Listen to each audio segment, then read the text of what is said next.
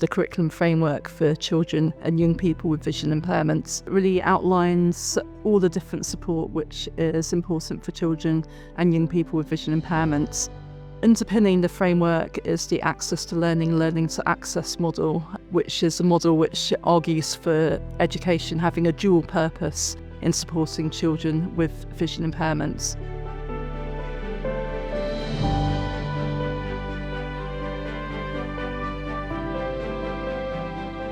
We've seen that there's consistent issues across the UK of children and young people with vision impairments getting equal access to specialist support for their vision impairments. And the consequence of this means that we're seeing really different outcomes for the children, particularly once they're leaving school, in terms of how well prepared they are for adult life and going on to things like employment.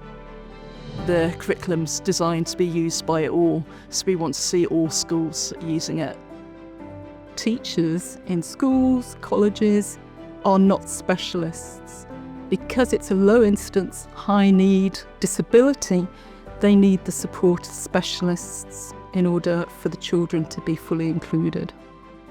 To address the inconsistency in supports across the UK, VICTAR and partner organisations have worked to develop what's known as the curriculum framework for children and young people with vision impairments. And essentially what this framework does is outline the different specialist supports that is important for this group and the different types of interventions that should be made, whilst at the same time outlining how to create an inclusive learning environment for them. So on the one side you have the access to learning, which is all about ensuring an inclusive learning experience for children with vision impairments by making the appropriate adjustments and making sure that they can access the world around them. The other side to that is the learning to access, which is all about the development of specialist skills, experiences, knowledge. So that might be things like the confidence to get around independently, the skills to use different technology, or simply being able to explain the adjustments that they need to ensure that that young person becomes as independent as possible, and that continues into adulthood. What I think has been integral to the success of this project has been the way in which we've worked with partners from across the vision impairment education sector. So we've worked with partner charities, RNIB, Thomas Pocklington Trust and VIE in directing the project. The framework was devised by consultation with people working in the field, parents, young people, using Delphi methodology. So the drilling down into the question and refining the question that's been posed.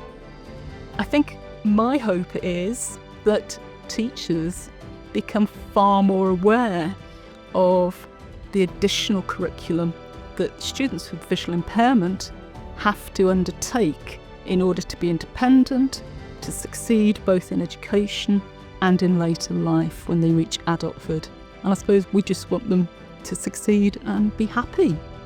We're really pleased to see how well the framework's been adopted so far. So it's been used, for example, by 92% of local authorities in England. To support that, we really want to see it's being adopted into policy so that there's more of a requirement for it to be used in day-to-day education.